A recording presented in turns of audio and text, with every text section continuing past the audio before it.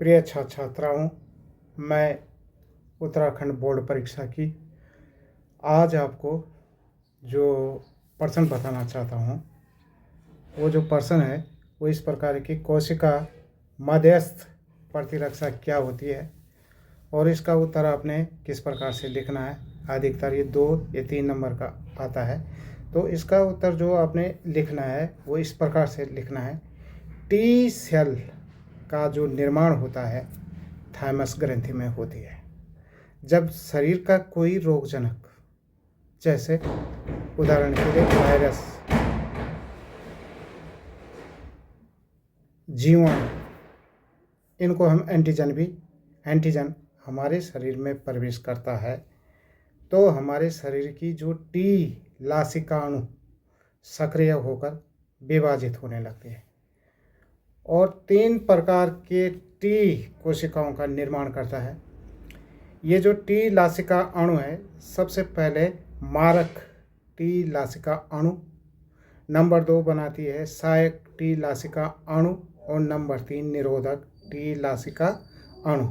ये टी लासिका अणु रोगजनक जीवाणु, विषाणु को मार देती है तथा जो सहायक टी लासिका अणु है बी लासिका अणु को प्रतिरक्षा बनाने के लिए प्रेरित करती है। अब इसी में आता है अंग प्रतिरोपण। अंग प्रतिरोपण क्या है कि हमारे शरीर के कभी कभी कोई अंग खराब हो जाते हैं, जैसे किडनी खराब हो गई, ब्रेक खराब हो गए, तो हम अपने शरीर में अंग प्रतिरोपण करते हैं, अर्थात दूसरे के अंगों को अपने शरीर में लगाते हैं। तो रोगग्रस्त अंगों को हटाकर उसके स्थान पर हम किसी दाता से अंग प्राप्त करके लगाते हैं।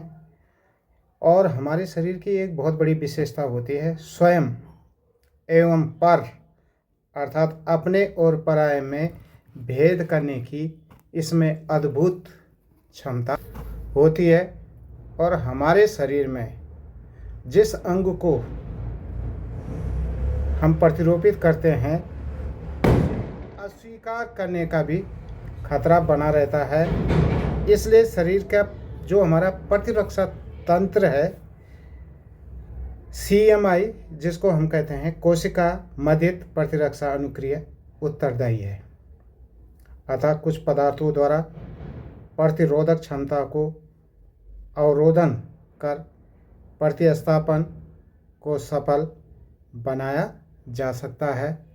और अधिकतर जो ये अंग प्रतिरोपण होता है, तो कोई भी जो पेशेंट मरीज होता है वो अधिकतर अपने रिश्तेदारों से या अपने घर के सदस्यों से लेता है और पहले ही उसका जो है परीक्षण किया जाता है और तभी उसे प्रतिरोपित किया जाता है।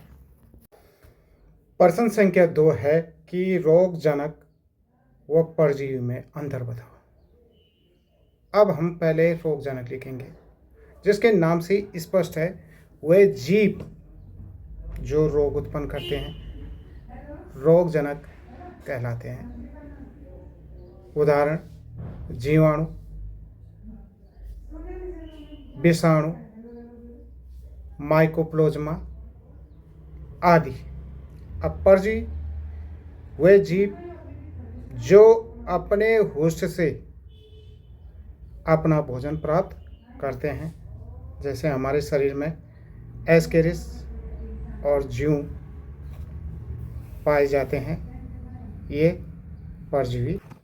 प्रश्न संख्या 3, संक्रामक रोग क्या है और किन्हीं 3 संक्रामक रोगों के नाम लिखिए। तो आप उत्तर के लिए पहले संक्रामक रोग लिखेंगे।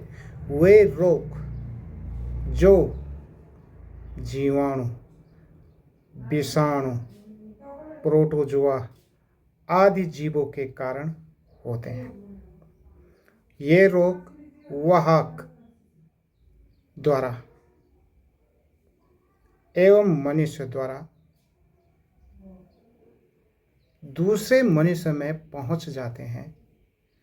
संक्रामक रोग कहलाते हैं। और संक्रामक रोगों के जो उदाहरण हैं, नंबर 1 मलेरिया, नंबर 2 हैजा, नंबर 3 अमीबात 3। प्रश्न संख्या 4 प्रतिरक्षी, जिसको हम एंटीबॉडीज कहते हैं, वह प्रतिजन के बीच विभेद माने अंतर कीजिए। और इसका उत्तर हम क्या लिखेंगे कि एक तरफ हम प्रतिजन लिखेंगे और दूसरी तरफ हम प्रतिरक्षा, जिसको हम एंटीबॉडी कहते हैं। तो प्रतिजन के नंबर 1 पॉइंट है, ये बाहर से शरीर में प्रवेश करते हैं, जैसे जीवाणु ने प्रवेश किया, वायरस ने प्रवेश किया, ये शरीर में उत्पन्न होते हैं। प्रतिरक्षा ये शरीर में उत्पन्न होते हैं। अब नंबर 2 जो पॉइंट है, एंटीजन के नीचे लिखेंगे हम, ये रोग उत्पन्न करते हैं